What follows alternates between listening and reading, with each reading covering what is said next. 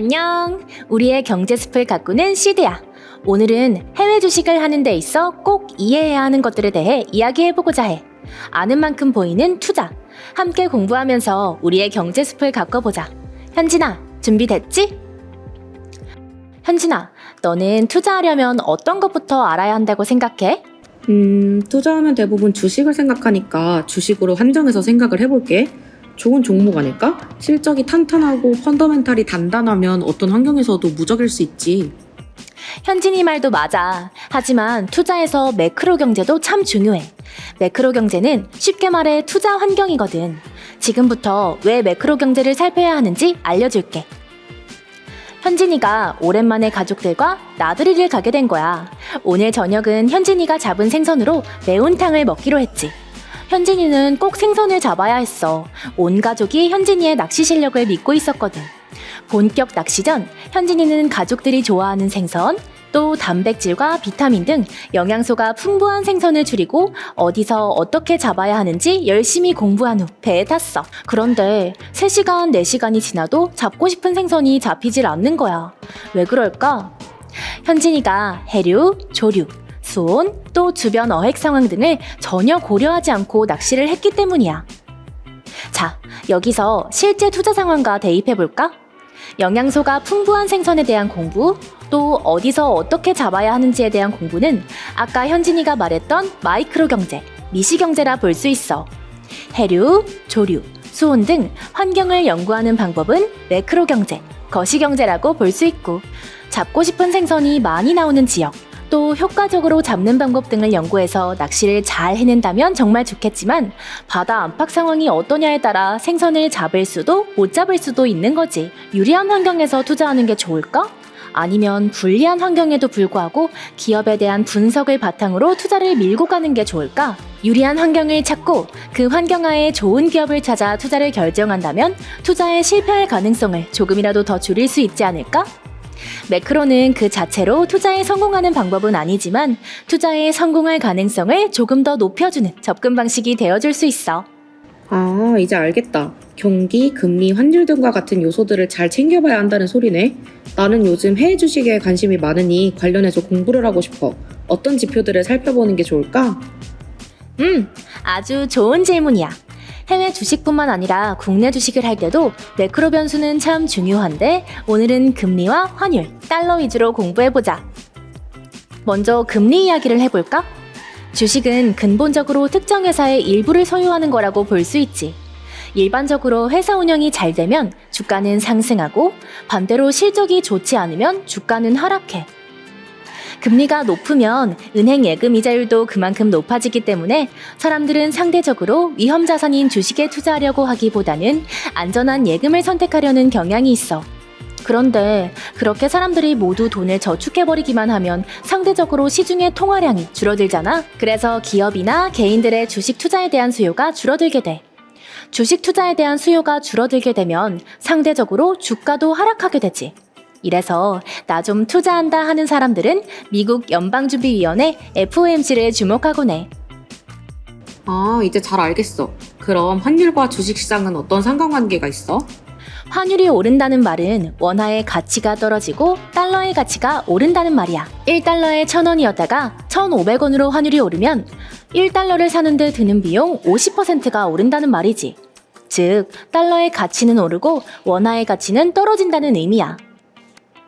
환율이 오르면 당연히 수출기업에는 호재야. 달러 벌이를 하는 수출기업은 대금을 달러로 받기 때문에 환율의 상승으로 환차익을 통해 기업이익이 증대되지. 주식시장의 주가는 실적의 저울이라고 불리는데 환율이 오르면 실적 측면에서 수출로 먹고 사는 우리나라에는 호재야.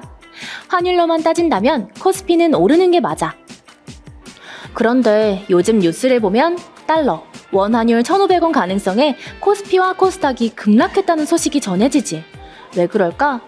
환율의 상승은 단기적으로 주가에 악영향을 주기 때문이야. 투자 측면에서 특히 외국인 투자자들은 달러를 끌어와 원화로 환전한 후 국내 시장에 투자하지. 예를 들어 환율 1,000원일 때 100만 달러, 10억 원을 가지고 투자를 시작했다고 생각해보자. 투자를 잘해서 10%의 수익을 냈다면 외국인이 보유한 현금은 약 11억 원이야. 그렇게 현금화 후 다시 본국 외환 송금을 하는데 갑자기 환율이 폭등해 1,400원이 된다면 본국에 송금할 수 있는 달러는 환차손으로 약 79만 달러 정도밖에 안 돼. 무려 40%에 달하는 환차손 때문이지. 주식 매도로 10% 수익을 냈지만 환차손으로 40%를 깎여버린다면 실제로는 21%의 손실이 나는 셈이야. 이 때문에 환율이 오르면 외국인 투자 자본이 썰물처럼 빠져나가게 돼. 비단 외국인뿐만 아니라 기관 투자자도 마찬가지지.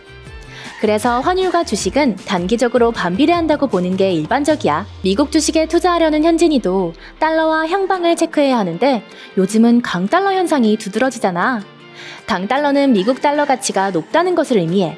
이런 현상은 미국 경제가 강한 성장세를 보일 때 자주 발생하곤 하지. 문제는 달러 강세가 지속되면 현진이 같은 미국 주식 투자자들은 고환율 여파로 글로벌 증시 전반 약세로 저점 매수하기도 쉽지 않고 원화 가치도 떨어지니 환전 부담도 가중된다는 부담도 생겨.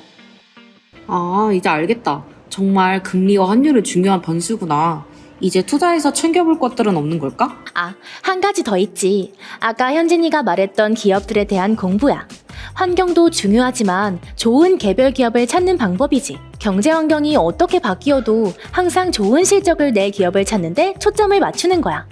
어찌 보면 보다 손에 잡히는 투자 방식으로 느껴지기도 해.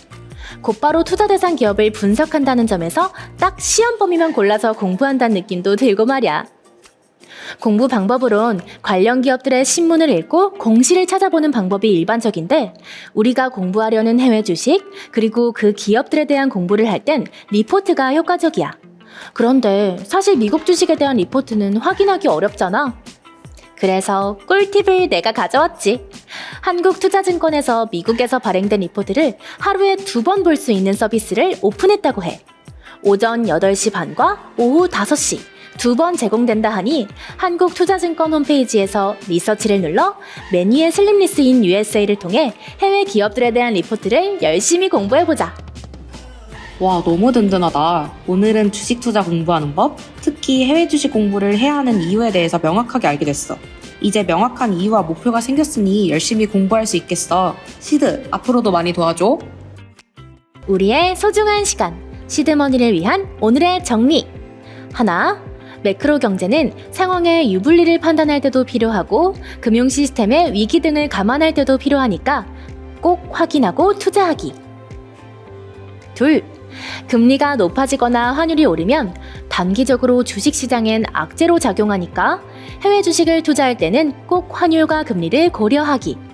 셋, 해외 주식을 공부할 때도 국내 주식에 거래할 때처럼 기업 또는 산업에 대한 동향 분석을 통해 건강한 기업을 찾아내기.